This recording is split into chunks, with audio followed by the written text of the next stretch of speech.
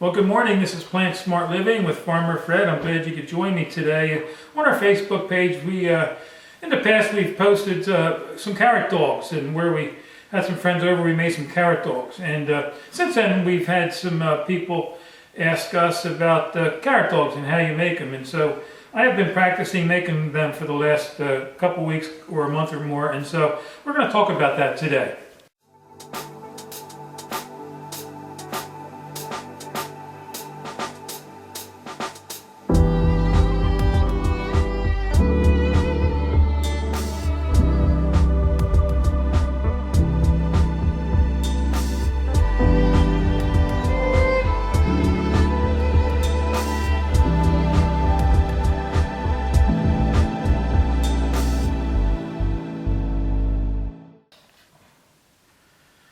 So anyhow, we did, we had some friends over here in the springtime, and my daughter's husband's friends, and they came visiting us, Connie and Alan, and they're in their late 50s, and I was explaining to them about our plant-based lifestyle that we have here, and shared with them the Storage Solution book that we love here at our house. And so anyhow, it seemed like that same week they switched their fuel. They switched over to a whole food plant-based diet, and it's probably been 3-4 months that they've been following that. So anyhow, we had them over a month ago. We had a campfire out there, and we cooked our carrot dogs for them in the house here, and they were just simply amazed at how good they tasted. As you're eating them, you see a carrot there, as you're eating them, they taste like the real thing, which was amazed them pretty much. She said, "I can't believe how good these are." And so anyhow, in order to make these, what I did is I've had these carrots in here marinating here, and it's about 2.5 cups worth of liquid. And I use the Bragg's liquid amino, and I use the Bragg's liquid amino for the marinade, and also some of my crystal hot sauce that we use. And you can put in some onion powder if you want, but you could maybe try a 1/2 cup or 1/4 cup of the Bragg's liquid amino and put some hot sauce in. You may not like hot sauce. It all depends on your personal preferences. But you can always sample the marinade and see how concentrated it is, and then adjust accordingly. And so these have been soaking in here for about 2 days or more. I'd make some in the beginning of the week, make a whole bunch of them, and just forget about them for a couple of days. But one thing I started doing was, you want your carrot to be able to absorb as much of the marinade as possible. And so a good trick here is you get a little paring knife, and you could just cut some slits down your carrot like that. I do maybe at least 3 or 4 perhaps, and it doesn't take long. And that way, when you marinate them, it'll just help absorb the liquid. And so I had put a slot in all of those. And then I have some organic sauerkraut. And what's nice about this is the ingredients are organic cabbage, water, and sea salt. So, some of the other sauerkrauts out there have a whole list of chemicals and stuff. And so we do try to stick to the organic sauerkraut. And then I'm going to use my Instapot here. You could use your stovetop if you had to, put a little bit of water and just steam your carrots probably for a good 10 minutes or more. That certainly would work too, and put some sauerkraut in there. And so we're going to use the Instapot that we got a couple months ago.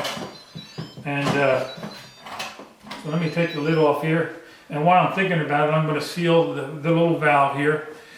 When I first got this, it probably took me about 3 times to do it wrong before I finally remember to try to seal it when you turn it on. If you forget to turn the little valve off over and forget to seal, you'll know, because it'll start steam will start coming out of it. So what I'm going to do is just dump the whole jar of sauerkraut in here.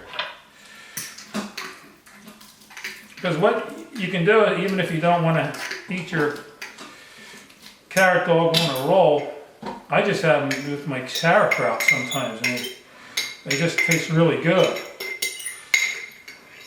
I'd say, I talk about the plant-based diet being or I should say lifestyle, you know, diets are something that you're on again, off again. You know, they're really designed for failure. And so this whole way of eating, it's a way of life, it's a lifestyle. And so these carrot dogs, you know, you could say they're the world's best kept secret, or at least one of them, you know. And so I'm just going to take these carrots. Let's see, I got 3, 4, 5, 6, 7, 8. So I got about 11 of them in there. And I'm just going to mix them in. I also put some apples in there. You want to put some apples. It'll get rid of some of the sour taste, the tartness of the sauerkraut. I even thought about actually you could put an onion in here too. Might add an interesting flavor. And then you could I'm just going to add about a half to 1 cup of water in there. And when you're out looking at carrots to make these hot dogs, I picked these up this morning so I could show you. You want to, you know, look through the package and make sure they kind of look like the size of a hot dog, you know, or sausage. I even kind of cringe when I mention hot dog and sausage anymore because knowing how unhealthy they are. But yeah, these are decent sizes. You know, you do want to look through the package and get some nice shapes. And so that's something you want to keep in mind when you're out looking for carrots to buy. And so, and then also this morning I just picked up some of these. These are 100% whole wheat rolls. These are a nice size roll, so it'll hold your, you know, a lot of your carrot and a lot of sauerkraut. So what I'm going to do is just close the lid here, make sure it's sealed, and I'm going to put this on manual for 5 minutes. And so simply I'm just going to hit the manual button and then scroll down to 5 minutes. And then it's going to take a few seconds to go on, and it might take 5 minutes, maybe a little bit more for this to come to pressure. And then, so there you go, it's started. And so what we'll do is we'll let this come to pressure. And then for 5 minutes it'll cook, and then I'm going to do the quick release on this. And so we'll see you back here in a few minutes. Okay, well, it's, you know, the pressure cooker reached pressure, cooked for 5 minutes. It's actually been on low pressure now for 4 minutes. And so I'm going to release the valve here, and you can see the volcanic-like action going on here. You know, some people can put a towel over that, I guess if they don't want to, or like the idea of blowing out steam, but it really doesn't bother me. It kind of gives you an idea, realistically, how the Instapot functions.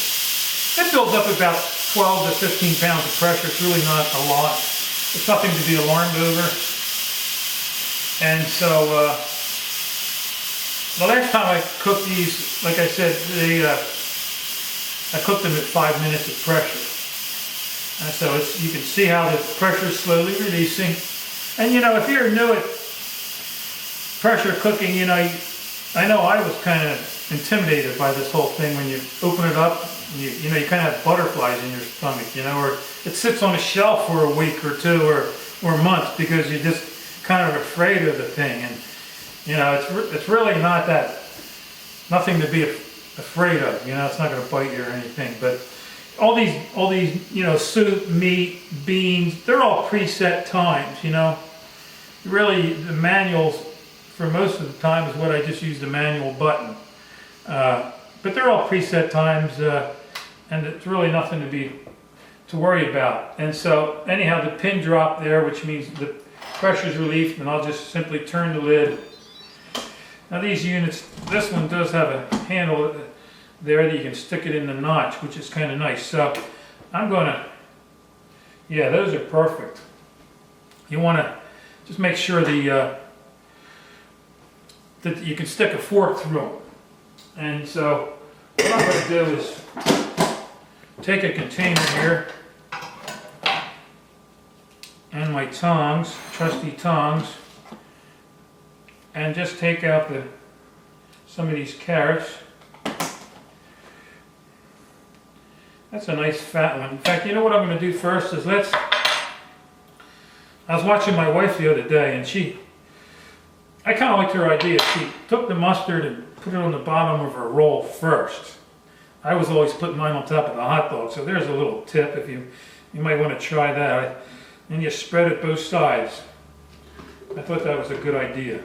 This is also it's called Bellevue Prepared Horseradish Mustard, and so I enjoy the horseradish mustard, the flavor. And spread that down both sides. And then let's just take out a few more of these carrot dogs. There's a nice short fat one there. This actually looks like a pretty good one. So we'll lay that there. I was debating on whether to put sauerkraut under the bottom. You could maybe put it under the bottom of your carrot dog, but I normally put them on top. Let's take this one. I know Howie here, he's drooling as we're filming this because he says he can't wait to eat these. And so let's just put some sauerkraut on top. Try to get some of the liquid out of there.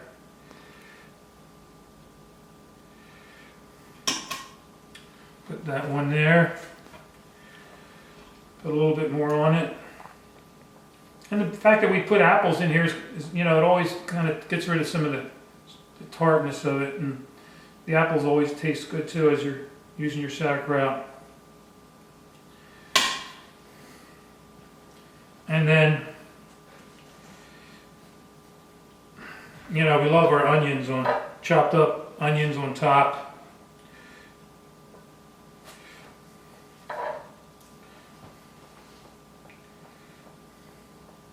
You could put relish too if you like relish, or of course ketchup or whatever condiment you might like.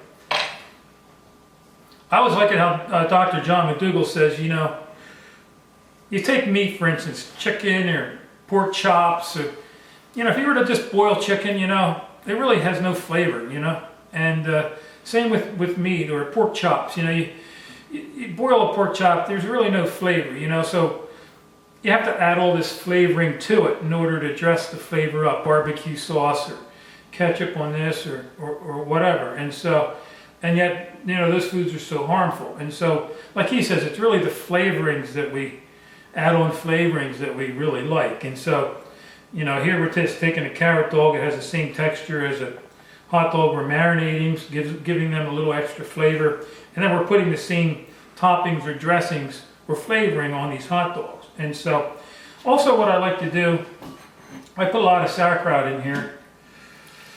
And so, I just like eating the carrots with the sauerkraut. And so, what's nice is this is a guilt-free, very low calorie free meal. And so there's some of the carrots with the sauerkraut. And these are the carrot dogs. And so we're both looking forward to chowing down on these. And so, I would encourage you to think about giving these a try, because they are really delicious and something I look forward to eating. So I just want to thank you for joining me today. And until next time, this is Plant Smart Living with Farmer Fred.